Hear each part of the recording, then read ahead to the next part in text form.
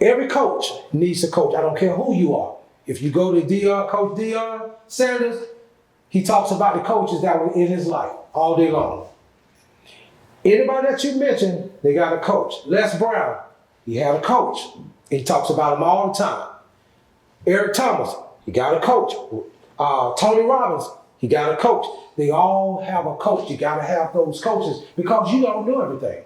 And you got to understand you don't know everything. There's something to be taught. We do not know everything. Even a 5-year-old child can teach you something if you got the ability to listen.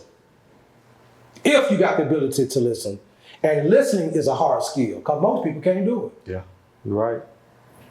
Most people can't do it. So having a coach, having that, I call them the staff, having that staff and having the support system is absolutely everything.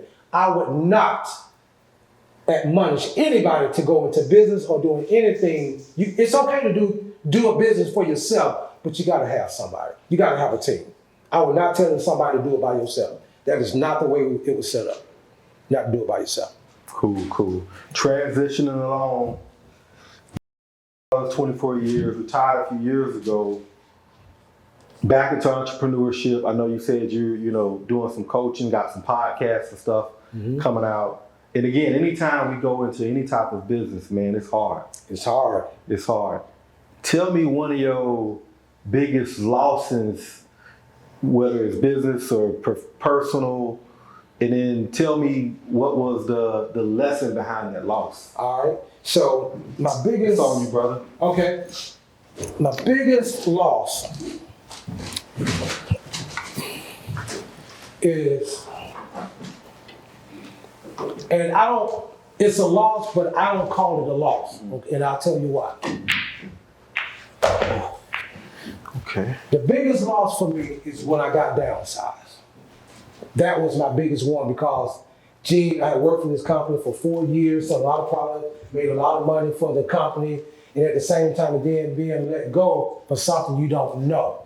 I'm okay with I've done something, let me know what I did so I can work on it. And then if I gotta move on, then that's fine, but let me know where I dropped the pieces. But that was one of the biggest letdowns for me. I won't call it a loss, but that was the biggest letdown. But when I left Gene, I had a fire in me.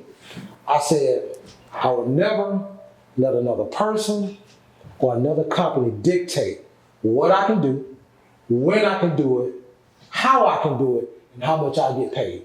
I would never give another company or person that much credit to dictate my life. So that was one of the biggest losses that I can even look back, even through all the stuff that I do, that was the biggest one, but that was also the biggest lesson. To let you know you could be as good as the next guy or even better, and you could still get let go. So if whoever's watching this, the biggest lesson or the biggest takeaway I want them to know is you can always be replaced. Always, no matter how good you think you are. You can always be replaced by someone. And here we are in the artificial intelligence world. AI is taking over a lot. But what it cannot do, they cannot duplicate another Charles King. You cannot duplicate relationships. You cannot duplicate great customer service, physical customer service. You cannot duplicate those things. So that loss for me, that was my fire. And that has been my fire. So it helped me develop personal development. Even when I started doing network marketing, I started working for a company called Artists International. We used to sell body suits, body garments for women. I remember. And the tagline was drop 3 sizes in 10 minutes. And I used to wear a polo shirt that said drop 3 sizes in 10 minutes. I would be in the bank line, a female would read it like, drop 3 sizes in 10 minutes? How do I do that? I'm glad you asked.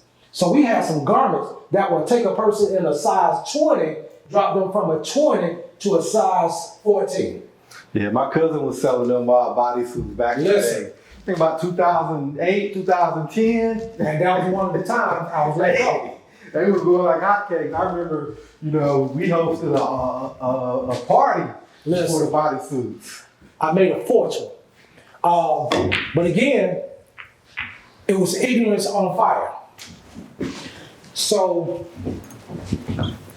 working with Artists International, again, I was able to build confidence.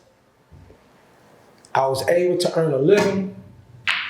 I was able to travel, meet new people, and also be coached. I had several coaches. And one of my coaches was Miss Jane Brunner, who was Darryl Brunner's wife, and still a good friend today. She the one got me in network marketing. And she was a coach, didn't know much about the garments, but like I said, it was ignorance on fire. But I learned everything I need to know. You know, you just hit my ball, man. Appreciate God, look, I done got so deep in it, G. That's actually the second time. Second time. The first time I didn't say nothing. Look, I know what I'm gonna have to do. So when I get good and deep in this conversation, I gotta stop and think. So, personal development is everything.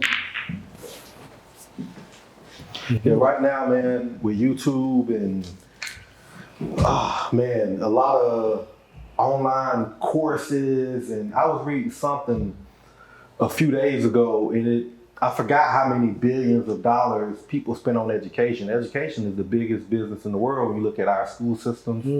And they said something like 6% a year, just less and less students are going to college. Yeah.